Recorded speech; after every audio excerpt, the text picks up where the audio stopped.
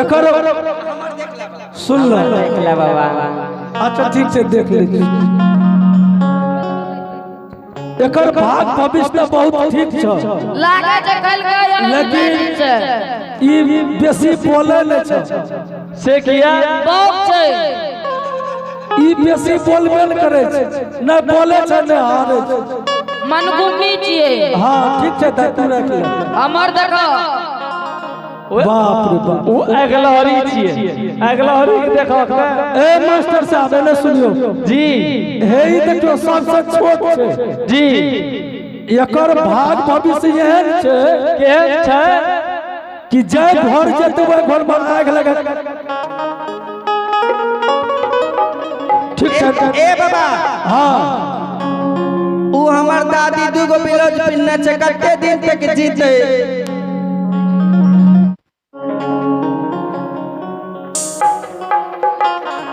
महात्मा बाबा हां इनार पर कौन काम से ली बाबा? हे सखी बहिन जल पिए लाइए।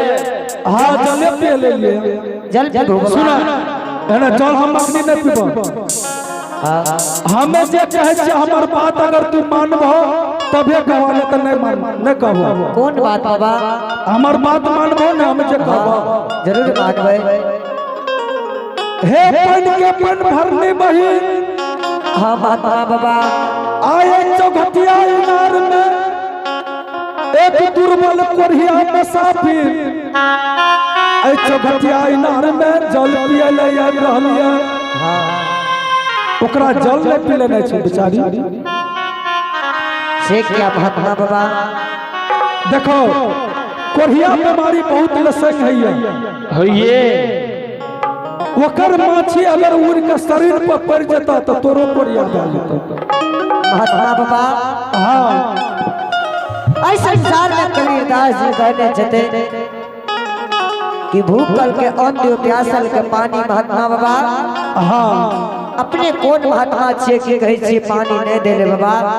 सखी बहिन हम तोरा करल छिया दुर्बल मुसाफिर छे कंचन गया तोड़ के ओकरा कोरिया पुष्प निर्माण का दिल के आहो भगवान।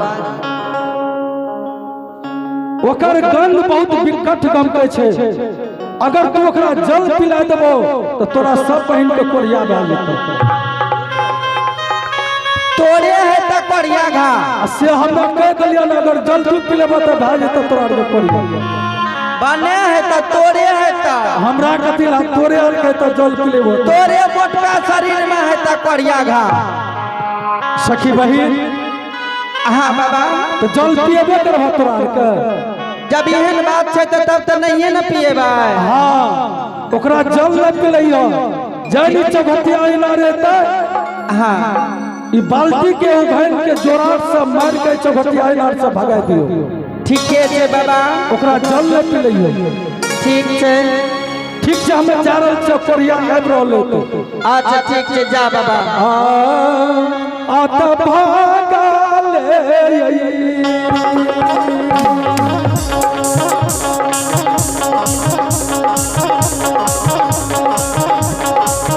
बाबूसा हे भागले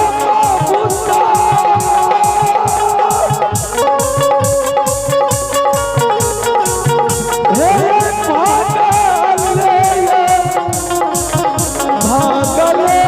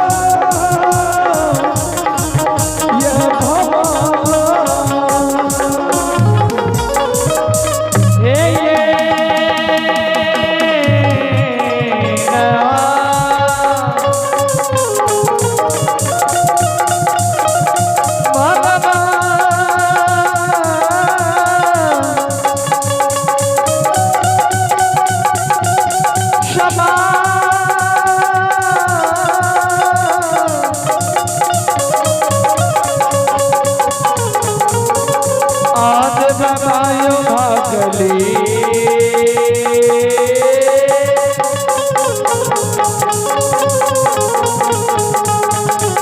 आहू जय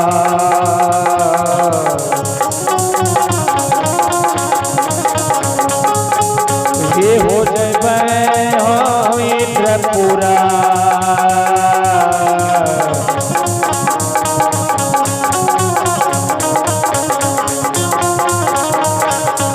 याला ए बाबा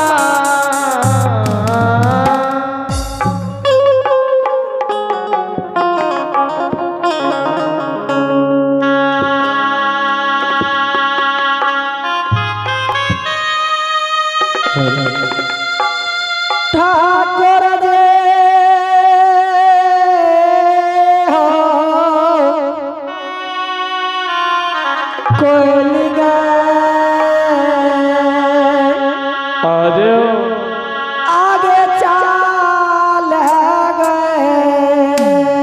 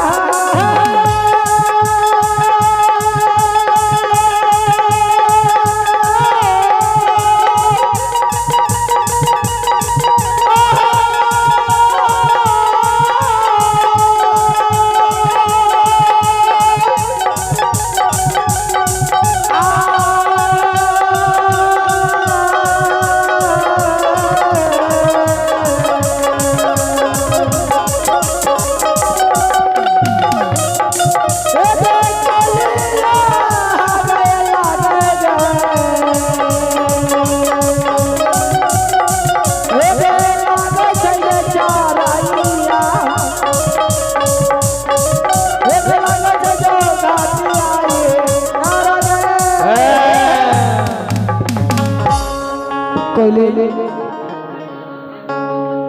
या कदी न कहीं नार पर जुबलो सब सखी सहेली चौघटिया इनार में जल भर रह दैया बिनती कर कचरू जल मांग के चौघटिया इनार पर पी लेबे कोई जुरा जैता। चलिए पुरस्कार को आप प्रभु के दरबार में राजेंद्र दास जी जकर्ता महोदय प्रभु के दरबार में बरसार दास बड़े उदार दिल के साथ 7,201 रुपए का पुरस्कार भेजे हैं। इनके लिए बहुत बहुत धन्यवाद। परमात्मा उनके घर में धन दौलत विद्या के भंडार देंगे। जय हो दादी दादा की जय हो, राजेंद्र बाबू की जय हो। दान ककना ओ दान दान ककना दान ककना ओ दान दान ककना कहू ना लिखैला दान ककना कहू ना लिखैला ये हो दान ककना दान ककना ओ दान दान ककना हो भैया दान क्या करना कि भैया नाम लिखैला ये हो दान ककना कहू ना लिखैला हो दान ककना कहू नाम लिखैला बाबू दान ककना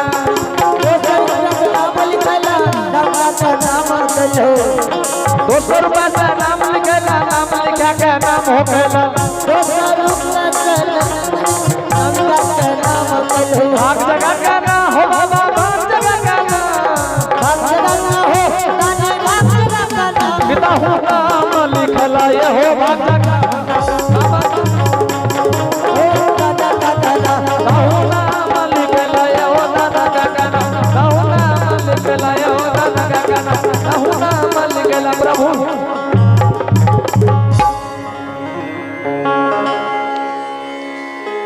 कोयली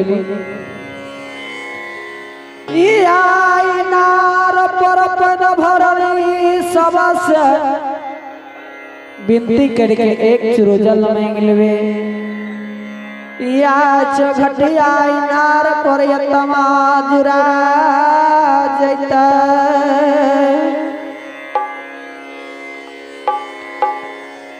ठाकुर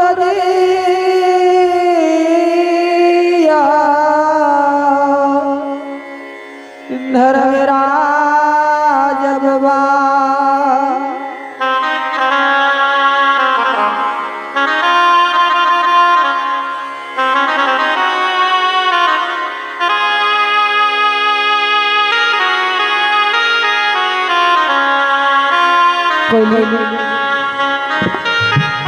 से यार पर पन भरनी बहन सबसे विनती कर जे एक चुरू जल पिया देते आत्मा